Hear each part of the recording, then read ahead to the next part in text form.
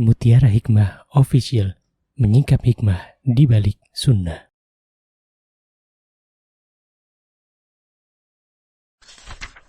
Salurkan donasi terbaik Anda untuk mendukung dakwah Mutiara Hikmah Official.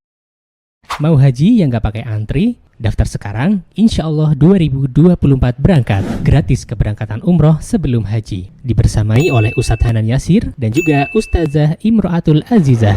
Buruan daftar sekarang juga, sebelum harga naik.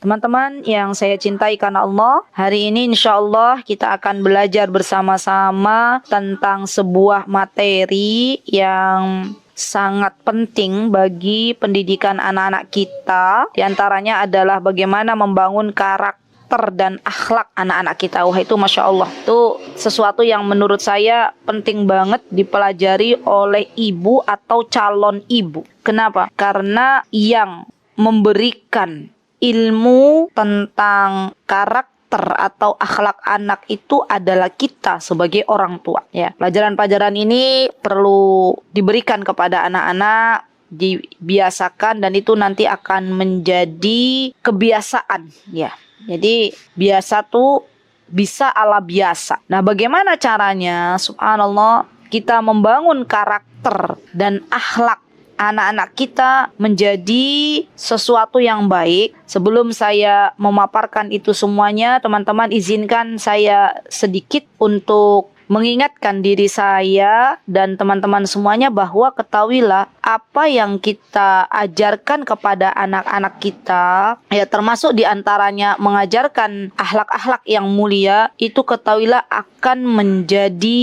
amal jariah untuk kita semuanya. Ya, ini harus kita benar-benar kita mengerti dulu, agar kita itu lebih bersemangat ketika kita mengetahui keutamaan mengajarkan ilmu kepada anak-anak kita. Ya, untuk apa sih kita mengajarkan karakter? Untuk apa kita mengajarkan kebaikan? Ya, ternyata itu semuanya adalah kembali kebaikannya untuk kita semuanya. Ya, dan ini subhanallah teman-teman perlu diingat-ingat. Ya, karena kalau mindset kita itu adalah mindset yang bagus, ya, bahwa apa yang kita ajarkan kepada anak-anak kita itu adalah sebuah hal yang dicintai oleh Allah, ya. Apa yang kita ajarkan untuk anak-anak kita itu akan kembali kepada kita. Apa kata Rasulullah SAW? Barang siapa yang mengajak ya seseorang kepada sebuah amal solih, maka baginya pahala. Masya Allah, ya, maka baginya pahala. Subhanallah, kita pengen enggak diberikan pahala oleh Allah Subhanahu Wa Taala? Bahkan itu bisa menjadi amal jariah bagi seseorang. Subhanallah, menjadi amal jariah yang kelak ketika kita sudah meninggal dunia, ya akhwat, maka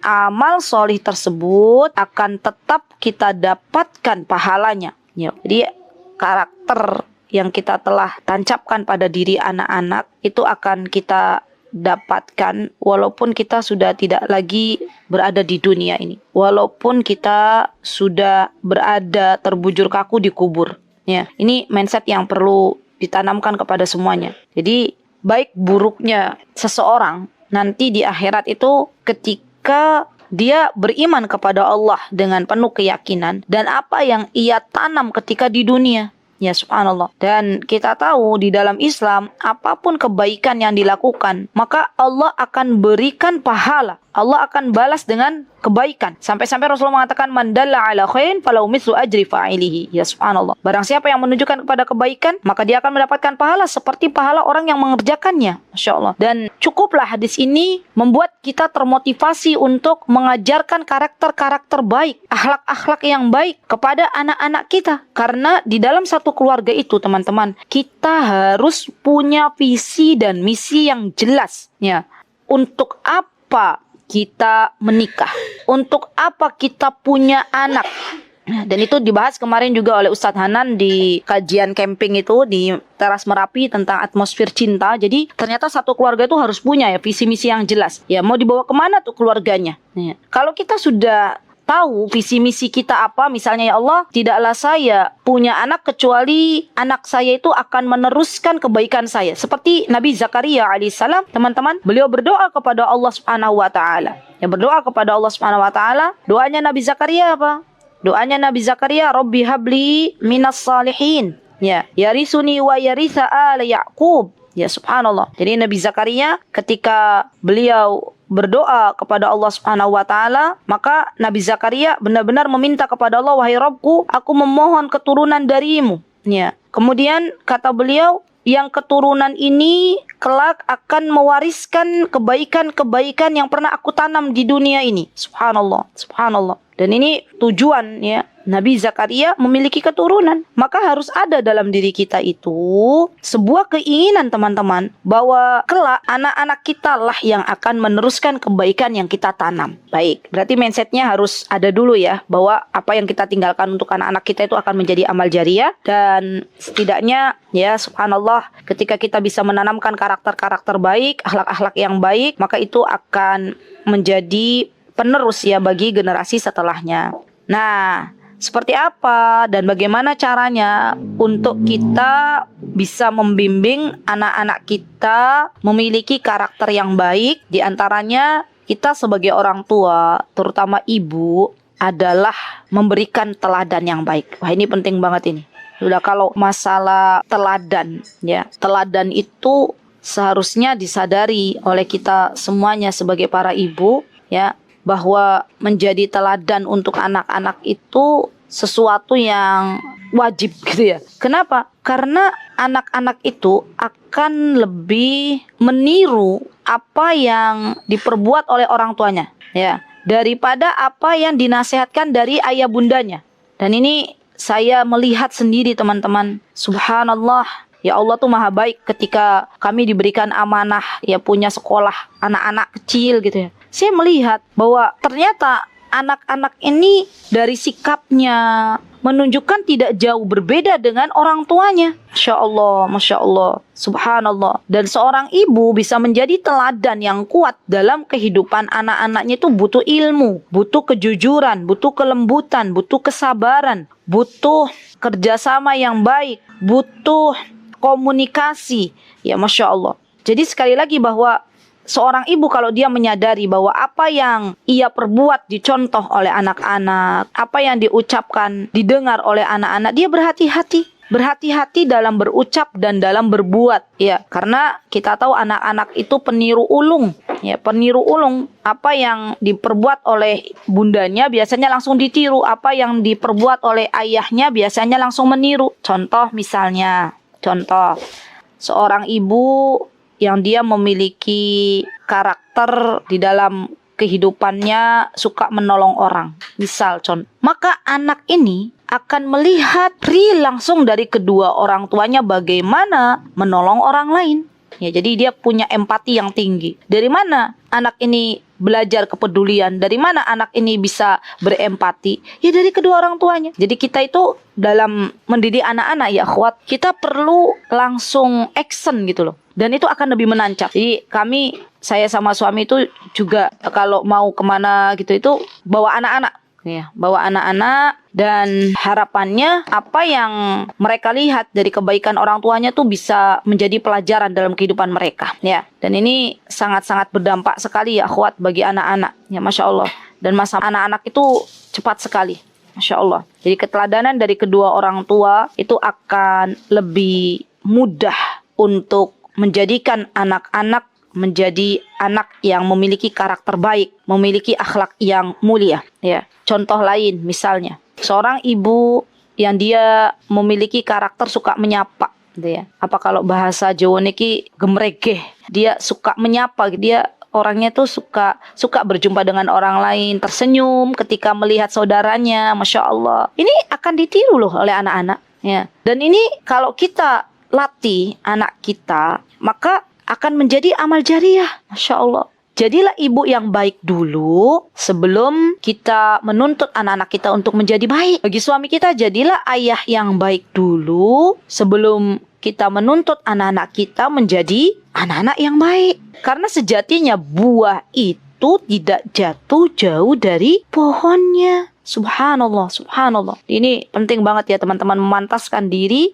menjadi ayah yang baik, menjadi ibu yang baik, itu luar biasa ya. Dan subhanallah, ya subhanallah teman-teman, namanya anak-anak. Ketika kita ingin anak-anak kita itu memiliki perilaku yang baik tuh tidak bisa instan, tuh butuh proses. Ya, dari mana mereka belajar? Ya, dari ayah bundanya. Ya. Mulainya kapan kita mengajarkan anak-anak agar mendapatkan teladan yang baik? Ketika kita punya anak. Ya subhanallah. Nah, bagaimana kalau yang belum punya anak? Berarti kalau yang belum punya anak, latihan dulu memiliki akhlak yang baik, memiliki sifat-sifat yang thayyibah, yang baik. Karena yang namanya akhlak itu akan menjadi kebiasaan. Subhanallah, subhanallah, subhanallah. Ya, bagaimana seorang ibu ingin anaknya memiliki karakter menjadi anak yang rajin ketika ibunya sendiri dia memiliki sifat mager. Ya, ini penting untuk kita ya akhwat, agar kita semuanya tuh bisa belajar lagi ya untuk memantaskan diri menjadi wanita yang salihah, menjadi wanita yang baik ya, Masya Allah. Nah, setelah kita belajar bagaimana menjadi teladan yang baik, kita pun perlu bekerja sama dengan suami kita ya. Kenapa? Karena yang namanya rumah tangga itu dibangun oleh suami istri, oleh ayah bunda, bukan hanya oleh ibunya semata. Ya, jadi penting juga bagi kita untuk ngobrol bareng. Wah, ini penting banget nih. Jadi kita tuh kadang memang harus ngobrol bareng, terutama ketika misalnya anak-anak lagi sekolah misalnya. Saya baru kemarin saya mengisi di Green Hill di Yogyakarta, itu mengisinya jadwalnya jam 9 kurang 15, jam 8.45. Terus saya sama suami, karena itu ada di daerah Jalan Kaliurang, berangkat sama anak-anak. Anak-anak sudah sampai, yang anak saya yang ketiga sudah kita antarkan ke sekolah. Ya, karena dia laki-laki, jadi kami berpikir untuk menyekolahkan dia. Karena dia laki-laki. Kalau anak yang pertama, yang kedua itu kan perempuan. Waktu zaman mereka SD, kami homeschooling kan. Ya. Nah, ketika kami belum sampai ke tempat kajian, karena waktu itu masih pagi, jadi masih pukul 8 kurang 15 tuh kami sudah sampai. Kita coba cari tempat lah, kita ngobrol berdua itu. Apa yang kita obrolin? Ya anak-anak, apa yang kita obrolin? Ya diri kita sudah belum sih menjadi orang tua yang baik? Semuanya evaluasi.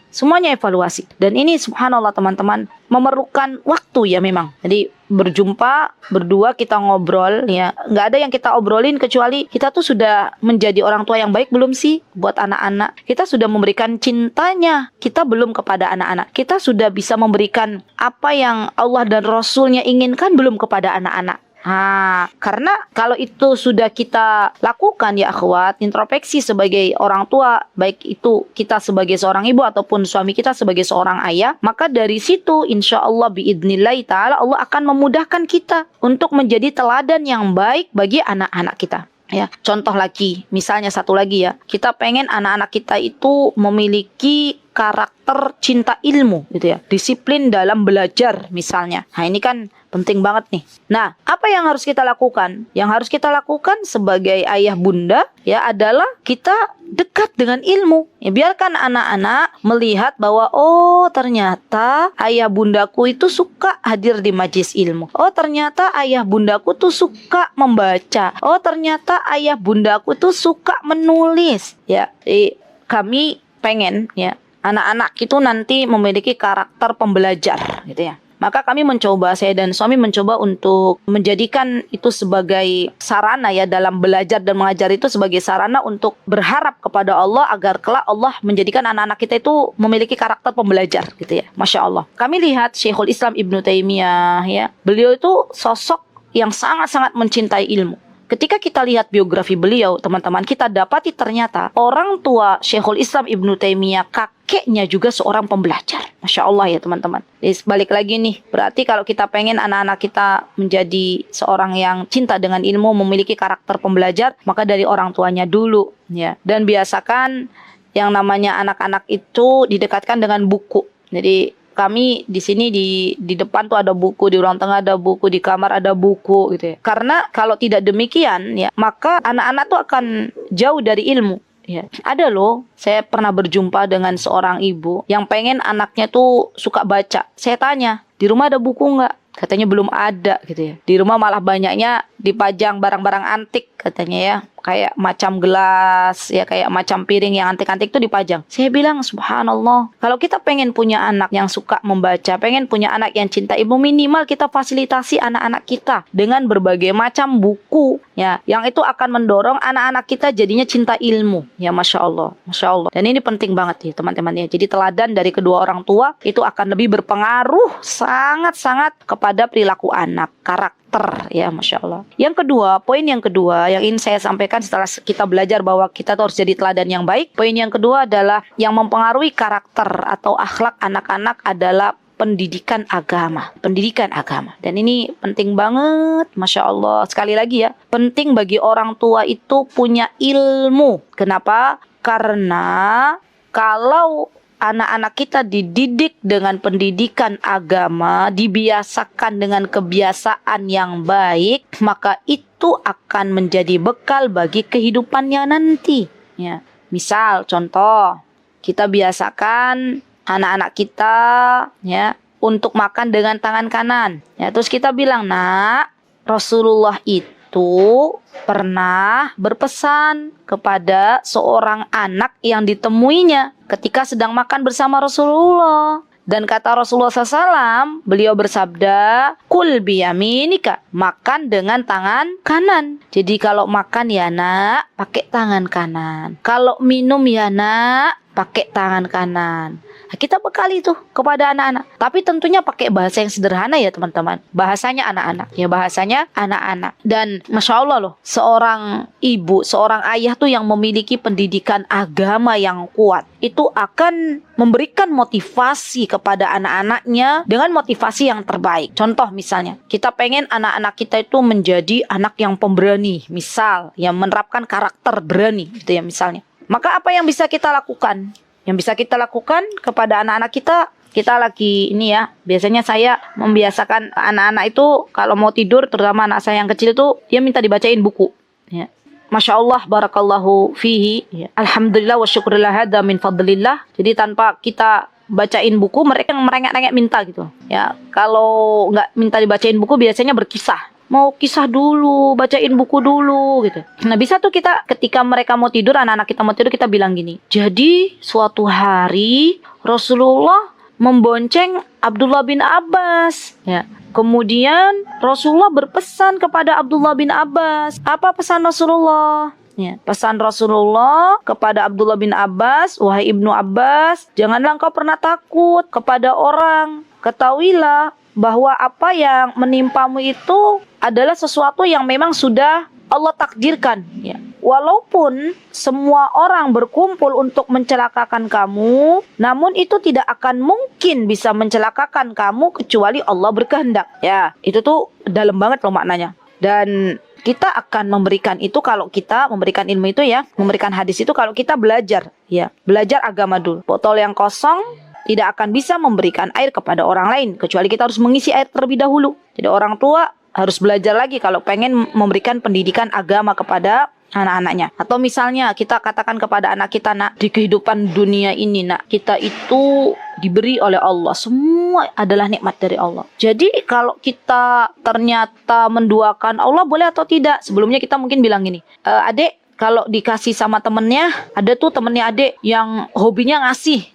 mainan, ngasih apa. Nah, adik berterima kasih nggak? Iya, berterima kasih misalnya ya. Dan itu juga karakter bagus tuh teman-teman, menjadikan anak-anak tuh berterima kasih gitu. Nah, berterima kasih kan karena punya teman yang baik sekali. Nah sekarang Allah itu kita sebutkan baik sekali ke kita. Allah kasih kita mata, Allah kasih kita telinga, Allah kasih kita makan. Berarti tanda syukur kita kan kita menyembah Allah ya. Kita berterima kasih sama Allah, kita bersyukur. Boleh nggak kalau kesyukur kita, kalau kita menyembah kepada selain Allah, kita minta kepada selain Allah? Pastikan nanti kalau anak-anak yang suka diberikan pelajaran agama tiap hari continue tuh insya Allah nyambung ya. Dan tuh bikin per tema ya teman-teman, bikin per tema. Jadi pekan ini nih anakku diajarin tentang bagaimana tidak menyekutukan Allah gitu ya. Nah nanti selesai tema berikutnya apa ya. Nah nanti kita bisa pakai juga dengan wasiatnya Luqman yang ya bunayya la tusyrik billah. Itu, wahai anakku janganlah menyekutukan Allah. Dipelajari lagi wasiatnya Luqman seperti apa. Nanti itu kita terapkan kepada anak-anak kita. Nak, tidak boleh sombong ya nak. Semua itu dari Allah. Kita tuh dulu waktu lahir dari rahim ibu kita nggak bisa ngapa-ngapain loh. Kita cuma bisa nangis. Kita belum bisa namanya membaca. Kita belum bisa begini. Nah, siapa yang memberikan kita ilmu? Allah. Siapa yang memberikan kita kehebatan? Allah. Itu kita ajarkan kepada anak-anak. Ya, baik. Nah, berarti yang kedua, ajarkan anak kita ilmu agama. Karena ini menjadi pondasi loh, teman-teman. Menjadi pondasi yang kuat sekali untuk anak-anak. Ya, subhanallah. Ya, kami merasakan sekali ya bahwa pendidikan agama kepada anak-anak, pembiasaan baik kepada anak-anak yang dilandasi dengan ilmu itu akan lebih mudah disampaikan kepada anak-anak yang mereka masih tahapannya ini ya, masih di bawah usia 7 tahun. Itu mereka tuh sangat cepat sekali mencontoh. Masya Allah, Masya Allah. Ya, boleh juga teman-teman dalam mendidik anak-anak kita, ya, kalau kita misalnya pengen memiliki anak yang berkarakter baik, contohnya misalnya dia yakin bahwa semua itu dari Allah, ya, minta itu hanya kepada Allah, kita kisahkan kisah-kisah yang ada, ya. Dan itu akan membuat anak-anak tuh nanti di masa yang akan datang tidak takut kecuali hanya kepada Allah. Dia tidak meminta kecuali hanya kepada Allah. Jadi pendidikan karakter baik harus kita tanamkan terutama sebelum anak-anak kita masuk SD. Ya, Busyra, kabar gembira bagi teman-teman yang saat ini diberikan amanah untuk mengajar anak-anak TK. Saatnya teman-teman menanam banyak-banyak kebaikan kepada diri anak-anak. Saatnya menanam pembiasaan-pembiasaan yang baik untuk anak-anak. Ya, karena itu akan menjadi bekal di dalam kehidupannya sepanjang mereka hidup. Masya Allah, Masya Allah. Baik, poin yang ketiga, teman-teman. Bagaimana sih agar kita bisa membangun karakter anak ya, akhlak yang baik itu diantaranya adalah berkomunikasi. Ini penting banget ini. Jadi orang tua tuh harus belajar lagi nih bagaimana ilmu komunikasi dengan anak. Ini satu pembahasan lagi. Saya bukan ranahnya berbicara di sini ya, hanya ingin sedikit share bahwa cara berkomunikasi kita dengan anak-anak dan cara kita berkomunikasi dengan orang dewasa itu harus dibedakan. Ya, harus dibedakan. Kenapa? Karena memang Rasulullah SAW sendiri berpesan bahwa kita tuh harus tahu siapa yang diajak bicara. Ya. Kalau yang diajak bicara adalah anak-anak usia dini, maka kita pun harus benar-benar belajar ilmunya gitu loh. Dan itu ada ya teman-teman, ada ilmunya sendiri. Cara efektif berkomunikasi dengan anak-anak itu ada ilmunya. Dan ini Masya Allah ya, ilmu yang akan kita dapatkan kalau kita mau belajar. Ya, ilmu ini tidak semua bisa didapatkan di ruang-ruang belajar formal. Ya, subhanallah. Contoh misalnya, ketika kita menghadapi anak yang dia memiliki karakter suka tantrum. Ya, ini nih. Nah, kita tuh harus punya tuh ilmunya. Gimana sih menghadapi anak yang punya karakter dikit-dikit tantrum, ya. Itu seperti apa? Ini ada ilmunya, ya. Atau misalnya kita memiliki anak yang Masya Allah perasaannya halus sekali. Masya Allah, ada tuh anak-anak yang model begitu. Nah, anak-anak yang perasaannya halus sekali, ya memiliki karakter yang sangat lembut, itu dalam komunikasi ya akhwat, berbeda dengan anak-anak yang Masya Allah ya, yang dia sangat berani gitu loh. Itu akan ada perbedaannya. Ya. Dan juga komunikasi dengan anak laki-laki dan komunikasi dengan anak perempuan itu juga ada ilmunya. Ini penting banget ini. Dan itu akan ketika kita tahu ilmunya ya teman-teman, itu nanti akan menjadikan anak-anak itu tumbuh dengan fitrahnya masing-masing. Ya. Seorang ayah boleh berkomunikasi tegas kepada anak laki-lakinya agar bisa mengajarkan karakter tegas untuk anak laki-lakinya. Seorang ibu ya, dia berkomunikasi dengan penuh kelembutan dengan anak-anak perempuannya agar dia bisa menjadi seorang anak yang lembut, yang kelak kalau dia menjadi seorang ibu, dia pun akan memiliki karakter yang lembut dalam menemani buah hatinya. Ya, jadi ini penting ya teman-teman, untuk kita kembalikan dalam karakter anak-anak ini dengan komunikasi yang sesuai. Ya, dengan komunikasi yang sesuai. Kenapa? Karena kalau kita salah memberikan komunikasi kepada anak, dampaknya sangat fatal. Ya, dampaknya sangat fatal. Baik, selanjutnya setelah kita belajar bagaimana komunikasi dengan anak-anak, ya berbicara kepada anak-anak itu seperti apa, ya. Jangan lupa teman-teman, posisikan diri kita ketika berbicara dengan anak-anak itu sesuai dengan badannya anak-anak. Nah, ini penting banget tuh. Jadi kalau di sini nih teman-teman, saya kalau bicara sama anak-anak kan biasanya rata-rata tingginya di bawah saya ya. Saya biasanya sampai berlutut itu loh, apa namanya tuh. Saya samakan dengan posisi anak-anak, kemudian saya bilang, Mas, ya, Ustazah Aziza mau bicara boleh sebentar, gitu ya. Saya tatap matanya, terus nanti saya berbicara dengan anak-anak. Jadi di sini Masya Allah saya rasakan sekali mendidik anak-anak itu perjuangannya luar biasa. Tapi nanti kalau misalnya Masya Allah ya, apa yang kita nasihatkan tuh didengar, dilakukan oleh anak-anak, kita tuh benar-benar bersyukur sama Allah. Alhamdulillah ya Allah, terima kasih ya Allah, Alhamdulillah, hamba bersyukur Engkau telah melembutkan hati anak ini. Jadi saya pernah juga mendapati anak baru ya, dia dari rumahnya itu Masya Allah karakternya luar biasa. Mungkin itu juga dia dapati dari kedua orang tuanya. Ya lambat laun berproses, saya sering ngobrol dengan anak laki-laki ini, Masya Allah. Ya sampai akhirnya Allah memberikan kejutan kepada saya, Masya Allah, atas izin Allah apa yang kamu selama ini nasihatkan kepada dia tuh ditiru, didengar gitu ya. Wah itu Masya Allah benar-benar rasanya tuh bersyukur banget teman-teman. Masya Allah. Dan itu nanti akan kita bisa rasakan kalau kita bersabar dalam berkomunikasi atau memberikan nasihat yang terbaik untuk anak-anak kita. Baik. Kemudian untuk membangun karakter baik dan akhlak yang bagus kepada anak-anak, ketika anak-anak kita mau merubah ya dari karakter yang tidak baik jadi karakter yang baik, berikan pujian dan apresiasi, penghargaan. Ini anak-anak ini benar-benar suka banget yang namanya apresiasi. Ya, yang namanya apresiasi itu mereka tuh suka sekali. Yang namanya pujian tuh mereka senang. Ya, dan anak-anak yang dia mendapatkan apresiasi dari kedua orang tuanya itu akan menjadi anak yang tegar menghadapi kehidupan ini. Ya, anak yang dia tidak mudah gitu ya dirayu oleh orang-orang yang di luar sana. Banyak sekarang anak-anak itu yang akhirnya mencari perhatian dari luar karena mereka kadang jarang diapresiasi oleh orang tuanya. Ketika mereka berusaha untuk menjadi lebih baik daripada sebelumnya, orang tuanya tidak memberikan apresiasi. Padahal yang namanya apresiasi itu sangat-sangat dibutuhkan oleh anak-anak. Saya pernah membaca bukunya Bu Eli Risman ya. Di antaranya beliau tuh bilang, katanya kalau anak yang suka diberikan apresiasi, motivasi oleh orang tuanya, penghargaan gitu ya, dia tuh seperti bola yang ada dalam sebuah keranjang penuh gitu loh. Jadi nggak mudah melempam.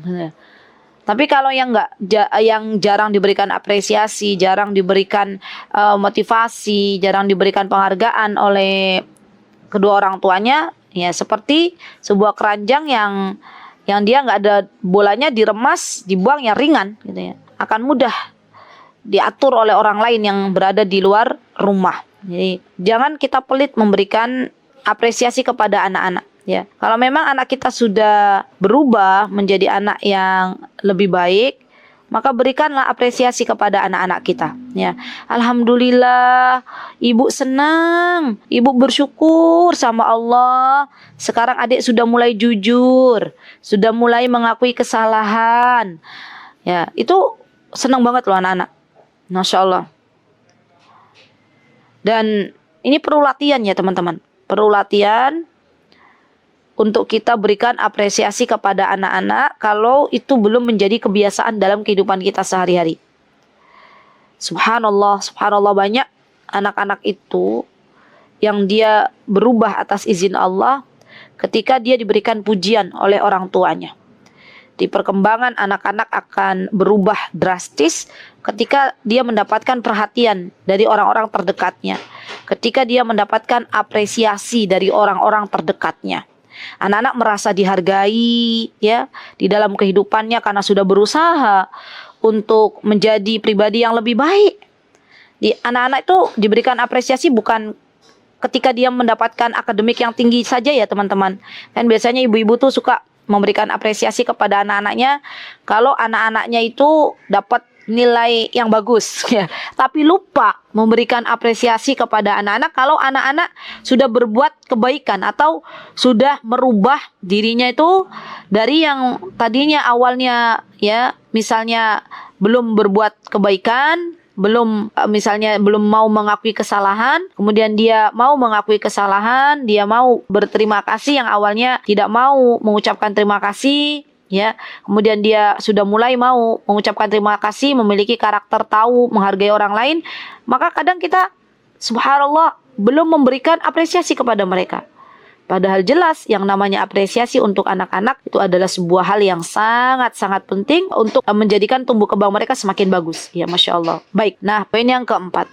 Baik, apa yang menjadikan anak-anak kita itu memiliki karakter baik? Bagaimana kita membangun karakter baik? Lingkungan ya teman-teman. Ini penting banget ini. Lingkungan, Masya Allah. Kalau anak kita belum sekolah, berarti lingkungan terdekat dia adalah rumahnya.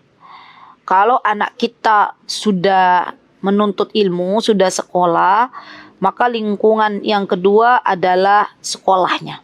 Ya, jadi penting bagi kita kalau pengen anak-anak kita itu memiliki karakter yang baik, pilih guru-guru terbaik untuk anak-anak kita. Dan dalam memilih sebuah lembaga untuk anak-anak kita, yang dilihat bukan hanya gedung-gedung yang mentereng, yang kelak anak-anak kita akan belajar darinya. Bukan. Tapi lebih dari itu, siapa yang ada di dalam gedung itu. Siapa kelak yang akan menjadi teladan bagi anak-anak kita. Jadi anak-anak kita itu Masya Allah ya. Saya banyak banget laporan dari orang tua wali murid, di mana anak-anak kita itu mengidolakan para ustazahnya. Masya Allah. Bu, kata ustazah gitu ya. Bu, tadi ustazah itu begini. Masya Allah. Semua yang dilihat dari ustazahnya itu diceritakan semua. Dan inilah anak-anaknya. Saya sering mengatakan kepada orang tua, sebelum memilih lingkungan kedua bagi anak-anak kita itu sekolah, minta dulu sama Allah. Minta sama Allah. Ya Allah, mana lingkungan yang terbaik untuk anakku, tunjukkan wahai Robku. Ya, tunjukkan kepada kami guru-guru yang terbaik untuk anak-anak. Dan itu Masya Allah ya teman-teman, itu bisa mengajarkan karakter-karakter baik ya. Saya tuh pernah waktu itu putri sulung saya itu mendapatkan seorang guru dari Jazair ya. Dan waktu itu putri saya satu rumah, jadi tinggal bareng tuh sama gurunya ya. Putri saya pernah bercerita gini, Umi, namanya Aisyah tuh senang Masya Allah barakallahu fiha. Aisyah senang lihat gurunya Aisyah tuh Masya Allah ya, beliau santun sekali, lembut sekali kepada murid-muridnya katanya ya. Beliau itu Masya Allah sayang sekali kepada murid-muridnya, sering bikinin makanan asli Jazair dibagi-bagi ke murid-muridnya. Sabar katanya gitu ya, sabar ketika menghadapi muridnya yang begini yang begitu.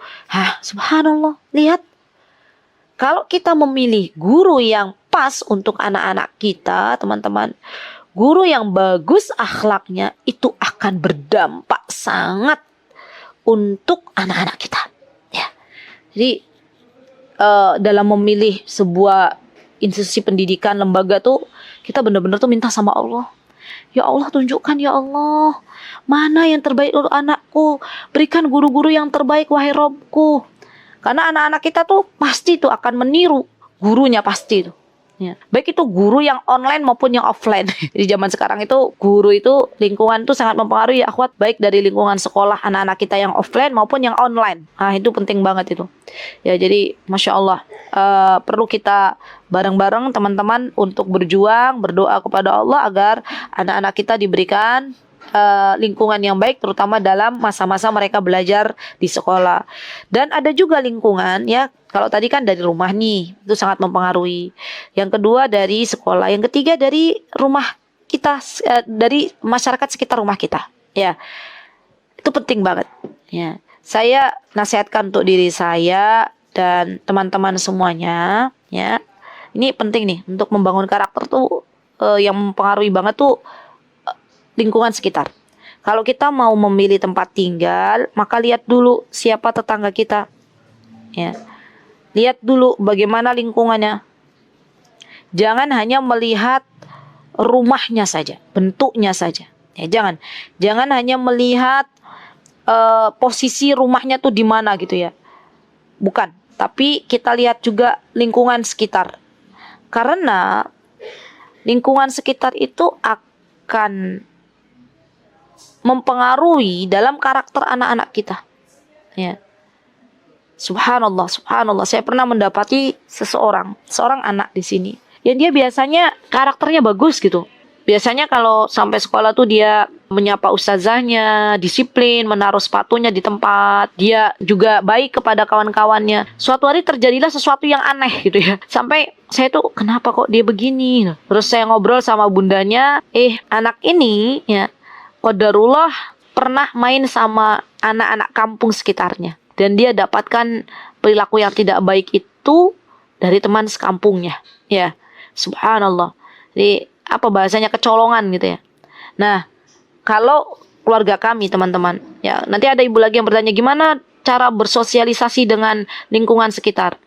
Kalau keluarga kami itu lebih baik anak-anak yang di luar rumah itu main ke tempat kami, ya bergaul dengan anak kami dalam rumah kami daripada anak kita yang bergaul dengan orang-orang yang di luar sana, dengan anak-anak yang di luar. Kenapa? Karena kalau anak-anak kita lepas keluar gitu ya, dan bergaul dengan orang-orang luar, dengan anak-anak luar, kita nggak bisa ngawasin. Ya, anak kita akan mendapatkan apa karakter yang jelek-jelek dibawa ke rumah. Tapi kalau kita bikin sebuah acara misalnya, dan anak-anak di luar itu masuk ke rumah kita, maka kita bisa mengontrol mereka. Ya, itu sih ya, itu prinsip saya dan suami. Ya, beda loh teman-teman. Zaman sekarang sama zaman dulu.